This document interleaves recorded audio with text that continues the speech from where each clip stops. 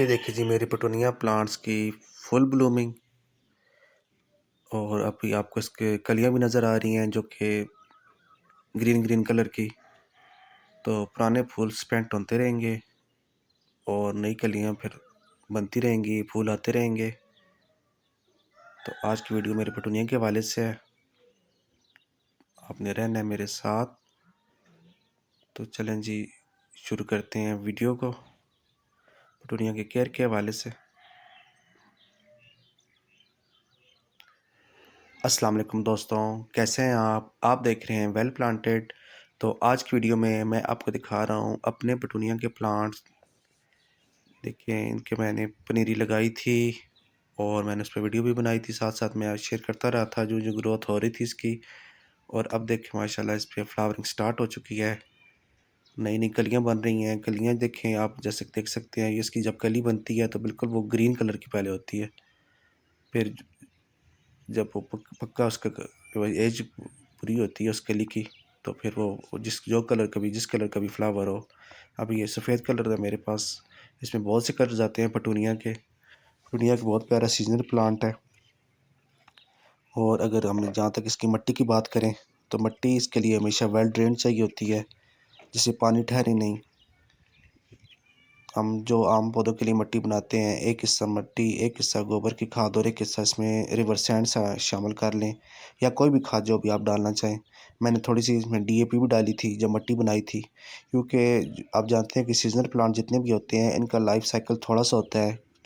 एक तकरीबन 1.5 से 2 महीना फुल इनके टोटल लाइफ साइकिल होता है, जिसमें इसने फ्लावरिंग करनी होती है और उसके बाद ये पौधा ख़त्म हो जाता है। तो हम इस खाद भी इसके लिए इसी लिहाज से चाहिए होती है ताकि उस दौरान जितना भी इसका थोड़ा सा महीना 1.5 महीने का लाइफ साइकिल है उसमें इसकी फुल जो जो इतनी इसने ग्रोथ करनी है वो हो जाए, इस पर फूल ज़्यादा से ज़्यादा आ जाए।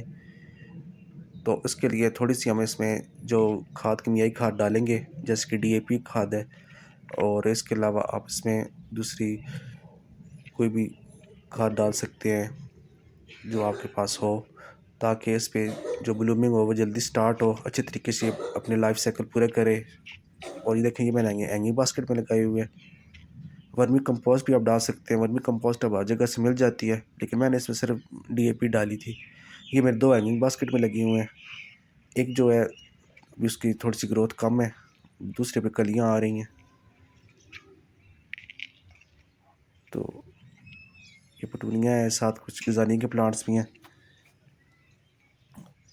तो जहाँ तक सनलाइट की बात करें तो इसको फुल डे की जो जितना सन होता है वो चाहिए होता है इसको फुल ब्लूमिंग के लिए।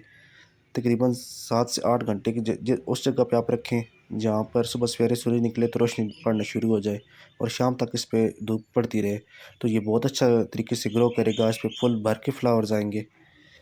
वैसे ये सर्वाइव तो कर जाता है, मतलब जहाँ पार्शियल सन पड़ रहा हो, दिन के 3 से 4 घंटे जहाँ धूप पड़ी वहाँ भी ये चल जाता है। लेकिन इस पर जो फ्लावर्स होते हैं वो इतने ज़्यादा नहीं आएंगे ऐसी जगह पर। फ्लावर्स इस पर तभी ज़्यादा आएंगे जब ये फुल डे का इसका सन मिलेगा। तो मैं इस वीडियो में आपको दिखाऊंगा जब ये सारी कलियां खिल जाएंगी। अभी इस पे 3-4 फूल खिले हुए हैं इन पॉट्स में। सनलाइट की भी मैंने बात कर ली है, और अब मैं बात करूंगा इसकी वाटरिंग के हवाले से। तो पानी इसको हमेशा जब भी डालें बहुत देखभाल कर डालें, पानी इसमें ओवर वाटरिंग बिल्कुल नहीं करनी। ये ऐसा सीजनल प्लांट होता है जो कि थोड़ा सा सूखा भी बर्दाश्त कर लेता है। मिट्टी जब ऊपर वाली सतह बिल्कुल खुश्क हो जाए मिट्टी की, तो उसके बाद ही आप इस पर पानी डालें, और पानी एक दफ़ा भर कर डाल दें ताकि वो ड्रेनेज होल से निकल जाए। और उसके बाद आप मिट्टी खुश्क होने के बाद ही पानी डालें। और देखें ये अगले दिन की ये वीडियो है, देखें इसमें आपको गिजानिया प्लांट के फ्लावर्स भी हैं, वो माशाल्लाह उसकी कलियां बन गई हैं।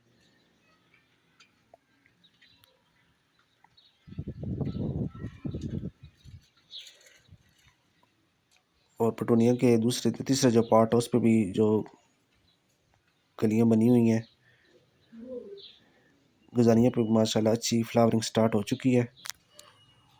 तो हम हर तकरीबन 15 दिन के बाद इस पर लिक्विड खाद डालते रहेंगे। लिक्विड खाद में हम गोबर की खाद 1 दिन के लिए भिगो कर रख दें और फिर उसको मज़ीद डिल्यूट कर दें, उसको कुछ मज़ीद पानी शामिल कर लें और वो डालें। अगर गोबर की खाद आप नहीं डालना चाहते तो आप डीएपी भी भिगो कर रख दें कुछ, और वो आप डाल सकते हैं उसको डिल्यूट करके। तो ये देखिए जानी की कलियाँ फूल फूल खिल चुकी हैं ये, और पटूनिया के प्लांट्स भी आप देख रहे हैं। तो मैं आपको हैंगिंग बास्केट दिखाता हूँ जिस पे कलियाँ बनी हुई थी, और इस पर भी देखें ये फूल अब बन चुके हैं इस पे। तो अब मैं दिखाता हूँ आपको अगले दिन की वीडियो।